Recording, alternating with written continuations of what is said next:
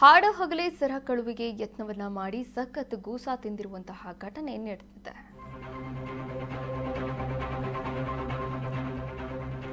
ಹಾಡಹಗಲೇ ಸರ ಕಳುವಿಗೆ ಯತ್ನ, ಸಖತ್ ಗೂಸಾ ತಿಂದ ಸರಗಳ್ಳ.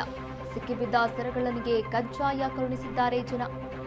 ಶ್ರೀರಂಗಪಟ್ಟಣದ ನಗುವನಹಳ್ಳಿಯಲ್ಲಿ ಧರ್ಮದೇಟನ್ನ ಕೊಡಲಾಗಿದೆ ಸರಗಳ್ಳನಿಗೆ.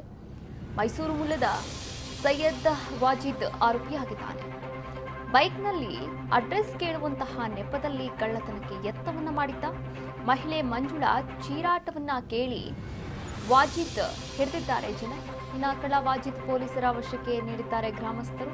ಕಳ್ಳತನ ಕೇಸ್ನಲ್ಲಿ ಈ ಹಿಂದೆಯೂ ಕೂಡ ಜೈಲು ಸೇರಿದ್ದ ವಾಜಿದ್ ಎನ್ನಲಾಗ್ತಾ ಇದೆ. ಹಾಡಹಗಲೇ ಸರ ಕಳುವಿಗೆ ಯತ್ನವನ್ನ ಮಾಡಿದಂತಹ ಘಟನೆ ನಡೆದಿರುವಂಥದ್ದು ಶ್ರೀರಂಗಪಟ್ಟಣದ ನಗುವನಹಳ್ಳಿಯಲ್ಲಿ.